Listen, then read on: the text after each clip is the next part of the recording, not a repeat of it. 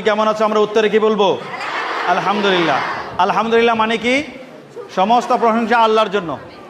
আলহামদুলিল্লাহ মানে কি? সমস্ত প্রশংসা কার জন্য? আল্লাহর জন্য। আমাদের প্রধান পরিচয় আমরা আল্লাহর বান্দা। আমরা কে? আমরা আল্লাহর বান্দা। আমরা কে? আমাদেরকে কে সৃষ্টি করেছেন? সুন্দর করবে আল্লাহ বলো। আকাশকে সৃষ্টি করেছেন? জমিনকে সৃষ্টি করেছেন? আলো বাতাসকে সৃষ্টি করেছেন? আল্লাহ সৃষ্টি করেছেন। আমাদের সবচেয়ে আপন কে? আমার সবচেয়ে প্রিয় কে? আমার সবচেয়ে কাছের কে? আমাকে খাওয়ান কে? আমাকে পালেন কে? আমাকে রিজিক দেন কে? আমাকে জীবন দিয়েছেন কে? আমাকে মৃত্যু দিয়েছেন, মৃত্যু দিবেন কে? আমার সব কিছুর মালিক কে? আমার জীবনের মালিক কে? আমার কলবের মালিক কে? আমার হৃদয়ের মালিক কে? আমার পুরো শরীরের মালিক কে? তাহলে আমার সব কিছুর মালিক, আমার সব কিছুর নিয়ন্ত্রণকারী, আমার সব কিছু পরিচালনাকারী আল্লাহ। আমাকে কে সৃষ্টি করেছেন? কেন সৃষ্টি করেছেন? আল্লাহর ইবাদত করার জন্য। মাশাআল্লাহ। আল্লাহ তাআলা আমাদেরকে সৃষ্টি করেছেন কেন? আল্লাহর ইবাদত করার জন্য। তাহলে এই পৃথিবীতে আমার একমাত্র কাজ কি? আল্লাহর ইবাদত করা। এই দুনিয়াতে আমার একমাত্র কাজ কি? ইবাদত করা। এই যে আমরা স্কুলে এসেছি, পড়াশোনার জন্য এসেছি, এই পড়াশোনাটাও কি ইবাদত? আমার প্রত্যেকটা কাজ কি হবে? আল্লাহর ইবাদত হবে। এবং আল্লাহর ইবাদত বানানোর জন্য কিভাবে আল্লাহর ইবাদত বানানো যায়, এটা আমার এই জীবনের মূল পরীক্ষা, মূল কাজ। তাহলে আমি আল্লাহর বান্দা। আমাকে কে সৃষ্টি করেছেন? আল্লাহ। কেন সৃষ্টি করেছেন? আল্লাহর ইবাদত করার জন্য। কি জন্য? ইবাদত করার জন্য। ইবাদত মানে কি? দাসত্ব, আনুগত্য, বন্দেগী। এটা একটা কথা। আরেকটু বলো, ইবাদত মানে আল্লাহর হুকুম মতো, নবীজির তরিকা মতো চলা, বলা, করা, ভাবা। এটা ভালো করে আমরা নোটে লিখবো। ইবাদত মানে কি? আল্লাহর হুকুম মতো, নবীজির তরিকা মতো চলা, বলা, করা, ভাবা। ইবাদত মানে কি? আল্লাহর হুকুম মতো, নবীজির তরিকা মতো চলা, বলা, করা, ভাবা। ইবাদত মানে কি বলো দেখি? আল্লাহর হুকুম মতো, নবীজির তরিকা মতো চলা, বলা, করা, ভাবা। মানে তোমার চলা, বলা, করা, ভাবা, ভাবনাটা পর্যন্ত কার হুকুম মতো হতে হবে? আল্লাহ। তুমি বাহ্যিক নামাজ পড়লে কিন্তু ভিতর ভিতরে তুমি আল্লাহ বিরোধী চিন্তা করলে, তাহলে এটাকে তোমার এই জীবনটা ইবাদতের মধ্যে হবে না? বাইরে চলে যাবে, বাইরে চলে যাবে। তাহলে তোমার ভাবনাটাও কি হতে হবে?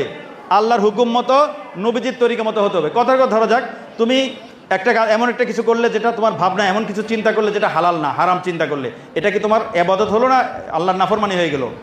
তার মানে তোমার ভাবনাটাও কি হতে হবে?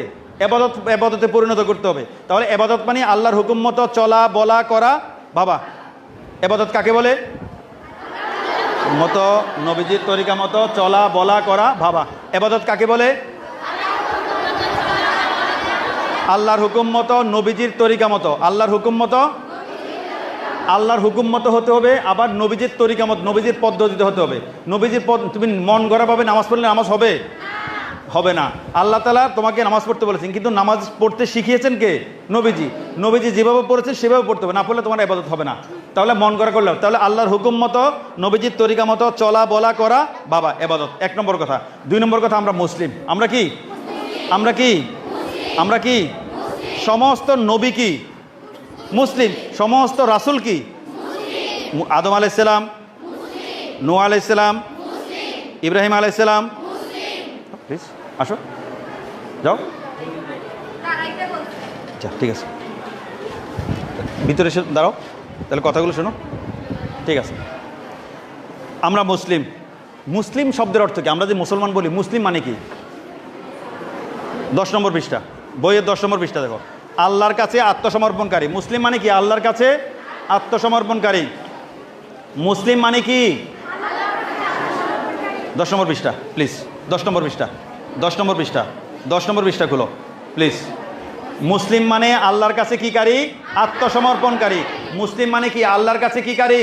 আত্মসমর্পণকারী। মুসলিম মানে আত্মসমর্পণকারী কার কাছে? তাহলে একসাথে বলবো, মুসলিম মানে আল্লাহর কাছে কি কারী? আত্মসমর্পণকারী। এই একটা কথা, এই একটা কথা যদি তুমি মনে রাখো, তোমার পুরো ইসলামের পুরো বিষয়টা তোমার জানা হয়ে যাবে। তুমি এই একটা মানদণ্ড দিয়ে, এই একটা নীতি দিয়ে সব কিছু মাপতে পারবে। তুমি যদি এমন কিছু করো যেটা আল্লাহর কাছে, তুমি কথার কথা ধরা যাক, তুমি মোবাইল হাতে নিয়েছো, মোবাইল হাতে নিয়ে এমন কিছু দেখছো যেটা হারাম, তো এখন কি তুমি আত্মসমর্পণকারী আছো না? নাই, নাই। এই একটা কথা, তুমি বড় মুফতি মাওলানা হতে হবে না, বড় বড় কিতাব পড়তে হবে না, তুমি শুধু একটা কথা মনে রাখবে যে তোমার মূল অর্থ কি, আল্লাহর কাছে আত্মসমর্পণকারী। এই একটা কথা মনে রাখলে তোমার পুরো ইসলাম তোমার কাছে পরিষ্কার। তা আমার ধর্ম কি? আমার ধর্ম কি? আমার ধর্ম কি? সমস্ত নবীর ধর্ম কি? সমস্ত রাসূলের ধর্ম কি? মুসা আলাইহিস সালামের ধর্ম, ঈসা আলাইহিস সালামের ধর্ম, আল্লাহর মনোনীত ধর্ম, আল্লাহর পছন্দনীয় ধর্ম, আল্লাহর প্রেরিত ধর্ম, আল্লাহর কাছে একমাত্র ধর্ম ইসলাম। ইসলাম মানে কি? 10 নম্বর পৃষ্ঠা, আত্মসমর্পণ করা। ইসলাম মানে আত্মসমর্পণ। বইটা বারবার পড়বো। দেখো ইসলামের বেসিক বিষয়গুলো, মুসলিম অর্থ কি, ইসলাম অর্থ কি তোমাদের কাছে হয়তো পরিষ্কার আছে, কিন্তু প্রকাশ করতে পারোনি।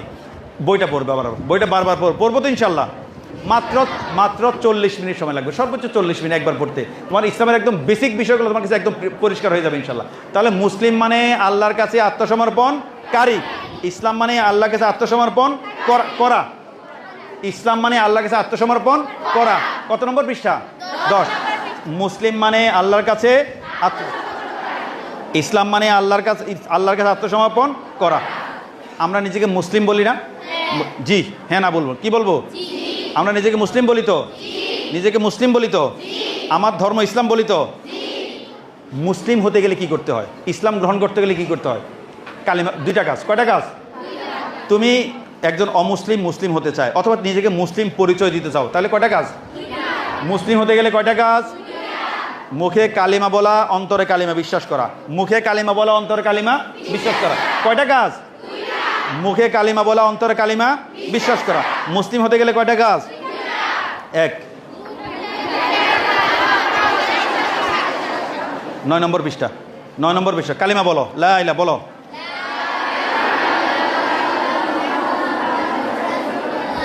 আবার বলো, লা ইলাহা ইল্লাল্লাহু মুহাম্মাদুর রাসূলুল্লাহ। আল্লাহ তাআলা ব্যতীত ইবাদতের উপযুক্ত আর কোনো প্রকৃত ইলাহ নেই।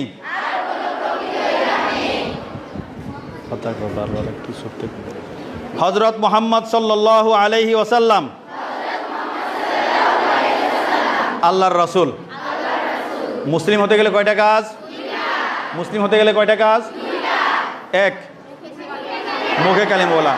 2, অন্তরে কালিমা বিশ্বাস করা। মুখে কালিমা বললাম, প্লিজ কেউ কথা বলবো না ইনশাল্লাহ, অল্প সময়, অল্প একটা মিনিট। মুখে কালিমা বললাম, অন্তরে বিশ্বাসও করলাম আমি মুসলিম। একজন মুসলমানের উপর সর্বপ্রথম এবং প্রধান দায়িত্ব কি? কালিমা তো পড়ে ফেললাম, মুসলমান হয়ে গেছি, এখন আমি সব শেষ, এখন মুসলমান হয়ে গেছি, সেটা কি? 5 ওয়াক্ত নামাজ পড়া। একজন মুসলমানের উপর সর্বপ্রথম দায়িত্ব কি? কয় ওয়াক্ত নামাজ? কয় ওয়াক্ত? 1, 2, 3, 4, 5। আজকে সময় মতো ফজর নামাজ কে পড়েছ? সময় শেষ হওয়ার আগে, সচেতনভাবে আজকে সময় শেষ হওয়ার আগে, ফজর নামাজের সময় থাকতে থাকতে ফজর নামাজ কে পড়েছ? অল্প কয়েকজন মাত্র, 4-5 জন। আল্লাহ তাআলা, মাশাআল্লাহ, সবাই, আল্লাহ তাআলা সবাইকে ফজর নামাজ পড়ার তৌফিক দান করুন। একটু আগে তোমরা বলেছো যে আমাদেরকে আল্লাহ কেন সৃষ্টি করেছেন? ইবাদত করার জন্য। সর্বশ্রেষ্ঠ ইবাদত কি? নামাজ। তার মানে আল্লাহ তাআলা আমাদেরকে নামাজ পড়ার জন্যই বানিয়েছেন, তাই তো? জি, নামাজ পড়ার জন্য বানিয়েছেন। এখন আমরা যদি নামাজ না পড়ি, তাহলে আমার কি প্রধান দায়িত্ব আদায় করলাম না অবহেলা করলাম? একটা উদাহরণ দেখো, তুমি স্কুলে পড়তে এসেছো না? জি, স্কুলে পড়তে এসেছো। তোমার ক্লাস চলাকালে যদি তুমি বাইরে উঠানে দিয়ে কুতকুত খেলো, স্যার তোমাকে রাখবে না বের করবে? বের করে দিবে। ক্লাস চলাকালে তোমাকে বারবার ওয়ার্নিং দেওয়া হলো যে তুমি কি করো, পড়তে আসো, তুমি ক্লাস না ওখানে খেললে, তোমাকে স্কুলে রাখবে না। আল্লাহ তাআলা তোমাকে নামাজ পড়ার জন্য বানিয়েছেন। তুমি যে নামাজ পড়ছো না দিনের পর দিন, আল্লাহ তাআলা তোমাকে কিছু বলছেন না। অন্তত আল্লাহর কাছে এই জন্য কৃতজ্ঞতা স্বরূপ নামাজ পড়বো তো ইনশাল্লাহ। তোমার সবচেয়ে আপন কে বলো দেখি? আল্লাহ। তোমার সবচেয়ে কাছের কে? তোমার সবচেয়ে প্রিয় কে? তাহলে তুমি আল্লাহ যেটা বলছি সেটা করবে না কেন? তোমার হৃদয়ে কলবে সব কাকে বসাবে? প্লিজ একজন অন্য, ঠিক আছে। বইয়ের 5 নম্বর পৃষ্ঠা, আমাদের সময় শেষ হয়ে গেছে। বইয়ের 5 নম্বর পৃষ্ঠা, একটু কথা বন্ধ রাখি, মনোযোগ দিয়ে শুনি। 3টি আমল। কয়টি আমল? তিনটি সুন্নতের উপর নিয়মিত আমল করলে বাকি সুন্নতের উপর আমল করা কি হয়ে যাবে? সহজ হয়ে যাবে। কয়টি সুন্নত? তিনটি। কয়টি? তিনটি কি সুন্নত? সুন্নত রাখো রাখো রাখো রাখো, তিনটি সুন্নত। তিনটি কি? এই সুন্নত বললে সুন্নত মানে কি? নবীজির তরিকা, নবীজির শিক্ষা, নবীজির আদর্শ, নবীজির আখলাক, ঠিক আছে না? মানে নবীজির আদর্শ। এমন কয়টা সুন্নত? তিন। এক নম্বর, স্পষ্ট শুদ্ধ উচ্চারণে কি দিব? বলো, আসসালামু আলাইকুম। আসসালামু আলাইকুম। ওয়া আলাইকুমুস সালাম। কাকে সালাম দিব? আল্লাহকে না, আল্লাহকে না, ছোট বড় সবাইকে। কাকে?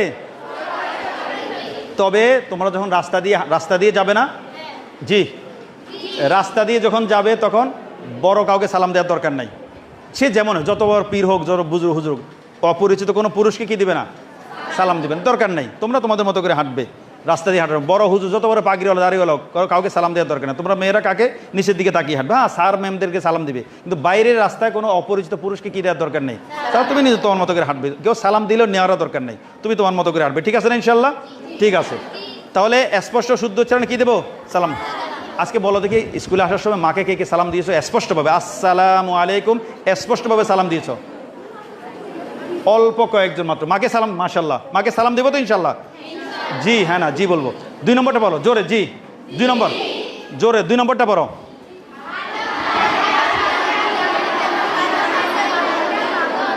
ভালো কাজে ডান দিক, মন্দ কাজে বাম দিককে প্রাধান্য দেবো। আমি পৃথিবীর যে কোনো ঘরে কোন পা দিয়ে ঢুকবো? ডান পা। পৃথিবীর যে কোনো ঘর থেকে কোন পা দিয়ে বেরোবো? বাম পা। বাথরুম একটা জায়গায় উল্টা করবো। কোথায়? বাথরুম। বাথরুমে কোন পা দিয়ে ঢুকবো? বেরোবো বাম ডান পা দিয়ে। মনে থাকবো তো ইনশাল্লাহ? জি, ডান পা দিয়ে ঢুকা, বাম পা দিয়ে বেরো, এগুলো কি সুন্নত। ডান পা দিয়ে ঢুকা, বাম পা দিয়ে ঢুকা, এটা বাম পা দিয়ে বেরোয়া কি সুন্নত। প্লিজ কথা বন্ধ রাখবো। আর জুতা পরার সময় আগে কোন পা পরবো? ডান পা। খোলার সময়, যে কোনো কিছু পরার সময় ডান দিক আগে রাখবো। ঠিক আছে না ইনশাল্লাহ? ইনশাল্লাহ। আরেকটা কথা, তোমরা যেমন তোমরা কি করো, কানের দুল পলাও, মাথার চুলের বেনি করো, কোন পাশটা আগে করবে? ডান দিক। এগুলো সুন্নতের অন্তর্ভুক্ত। মানে তোমার একটু আগে বলেছো, তোমার পুরো জীবন 24 ঘন্টার সময় ঘুম, খাওয়া, লেখাপড়া সব কিছুকে কি বানাতে হবে? এবাদত বানাতে হবে। তোমার খাওয়া, ঘুম, লেখাপড়া সব কিছুকে কি বানাতে হবে? এবাদত বানাতে হবে। এটাই তোমার একমাত্র কাজ। তুমি লেখাপড়া করছো, এটাকে এবাদত বানাতে হবে। যেমন 3 নম্বরটা পড়ো, 3 নম্বরটা দেখবে প্লিজ। 3 নম্বর,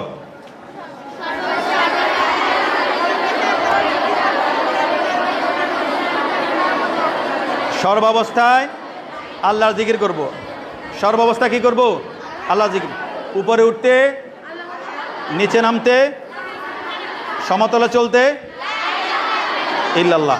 আর যে কোনো কাজ শুরু করো বিসমিল্লাহ। খাবার শুরু করছি, পান শুরু করছি, লেখা শুরু করছি, পড়া শুরু করছি, যে কোনো কাজ কি বলে শুরু করব?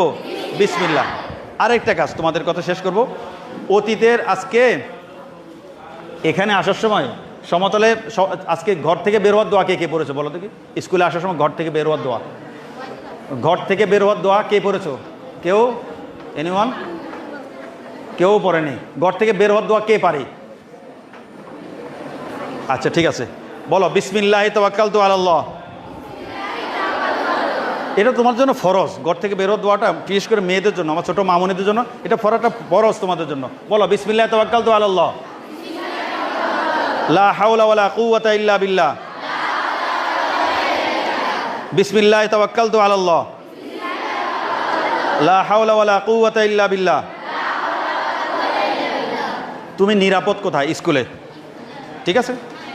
জি। আর নিরাপদ কোথায়? ঘরে, ঠিক আছে? অনিরাপদ কোথায়? রাস্তায়, বাইরে। তুমি যখন বিসমিল্লাহ তাওয়াক্কালতু আল্লাহ এটা বলেন, যখন দোয়াটা পরে বের হবে, তুমি তোমার দায়িত্ব কাকে দিচ্ছ? তাহলে এই অনিরাপদ সময়ে তোমার একমাত্র সহায়কে? ওখানে কি স্যার ম্যামরা আছে রাস্তায়? আব্বু আম্মু আছে? ভাই চাচারা আছে? জি না বলবে। কি বলবে? একমাত্র কে থাকেন তোমার সাথে? এই যে অনেক রাস্তাঘাটে অনেক দুষ্ট বখাটে লোক থাকে তো, জি, তারা যখন তোমার আশেপাশে ঘুরে অনেক কথা বলতে পারে, স্বাভাবিক, না বলাটা আমরা দোয়া করি না করুক, কিন্তু তখন তোমার সহায় কে থাকেন? তুমি যখন দোয়াটা পরে ঘর থেকে বেরো, তুমি তখন তোমার দায়িত্বটা কাকে দিয়ে বের হও? তাহলে তোমার নিরাপত্তার জন্য দোয়াটা জানা জরুরি তো, দোয়াটা তোমার দোয়াটা পড়া জরুরি তো। আবার বলো, বিসমিল্লাহ তাওয়াক্কালতু আলাল্লাহ লা হাওলা ওয়ালা কুওয়াতা ইল্লা বিল্লাহ। তোমার রাস্তাটা নিরাপদ করার জন্য কয়েকটা কাজ। তুমি শেষ কথা আমাদের, আমি ঘর থেকে বেরোয়ার সময় প্রথমে কি করব? ডান পায়ে জুতা পরবো। আগে কি পরবো? ডান পায়ে জুতা পরবো, এরপর বাম পা পরবো। 1 নম্বর কাজ। 2 নম্বর কাজ, বাম পা দিয়ে বেরোবো। 2 নম্বর কাজ কি? বাম পা দিয়ে বেরোবো। 3 নম্বর কাজ দোয়া পড়বো। কি পড়বো? দোয়া। দোয়াটা বলো, বিসমিল্লাহ তাওয়াক্কালতু আলাল্লাহ লা হাওলা ওয়ালা কুওয়াতা ইল্লা বিল্লাহ। দোয়া পড়লে এরপরে 3টা কাজ। রাস্তা বের হওয়ার পর কয়টা কাজ? 1 নম্বরে নিজের ডান পাশে চলবে যদি সম্ভব হয়। কি কোন পাশে চলবে? নিজের ডান পাশে চলবে যদি সম্ভব হয়। 1 নম্বর কাজ। 2 নম্বর কাজ, দৃষ্টি নিচু রাখবে। 2 নম্বর কাজ। 4টা কাজ। 3 নম্বর কাজ হলো কথাবার্তা যদি বলো, বান্ধবীর সাথে কথা বললো আস্তে বলবে, কেমন? জোরে কথা বলবে না। 3 নম্বর। 4 নম্বর কাজ হলো জোরে হাসবে না। কি করবে না? এটা সবচেয়ে বিপজ্জনক মেয়েদের জন্য। হাসতে পারে কোনো সমস্যা, কিন্তু তুমি হাসলেও পৃথিবীর সবাই তো আর ভালো না, সবাই ভালো। তুমি যখন হাসতে দেখে অনেকে দুষ্ট বদমাশগুলো মনে করে ইজি টু অ্যাক্সেস, এর সাথে কথা বলা যাবে বা একে কিছু বললে সে শুনবে। তুমি হাসা মানে ওকে প্রশ্রয় দেওয়া। তুমি হাসতে নিষেধ করছি না, কিন্তু তখন দুষ্ট ছেলে তোমাকে হাসতে দেখে, জোরে কথা বলতে দেখে, তুমি একজন বান্ধবীকে ধাক্কা দিয়ে হাসাহাসি করছো, তখন ছেলেগুলো মনে করে এই ছেলেটা মনে কি, এই মেয়েটা মনে কি করে, কথা বলে শুনবে। ঠিক আছে না? তোমার জন্য না, দুষ্ট ছেলে থেকে বাঁচার জন্য, বদমাশ থেকে বাঁচার জন্য তুমি এই কাজটা করো। কয়টা কাজ রাস্তায়? 4টা কাজ। 1 নম্বরে দৃষ্টি, এটা সরাসরি কোরআনের আইন, কুল্লিল মুমিনাতি ইয়াগদুদনা মিন আবসারিহিন্না। ছেলেদেরকেও বলছে দৃষ্টি অবনত রাখতে। তুমি তোমার অবস্থান থেকে দৃষ্টি নিচু রাখবে। 2 নম্বর, ডান দিকে চলবো। 3 নম্বর, নিচু স্বরে কথা যদি প্রয়োজন হয় দোয়া তো আগে পড়ে ফেলেছ, আগে ঘরেতে দোয়া আগে পড়ে ফেলেছ। 3টা কাজ। ডান পায়ে জুতা আগে পড়বে, বাম পা দিয়ে বের হবে, দোয়া পড়বে। 3টা কাজ আগে। রাস্তা বের হয় 4টা কাজ। দৃষ্টি নিচু, ডান পাশ, কথা নিচু এবং হাসবো না। কি করবো না? হাসবো না। মনে থাকবো তো ইনশাল্লাহ? দোয়াটা, জি দোয়াটা আবার বলো, বিসমিল্লাহ তাওয়াক্কাল।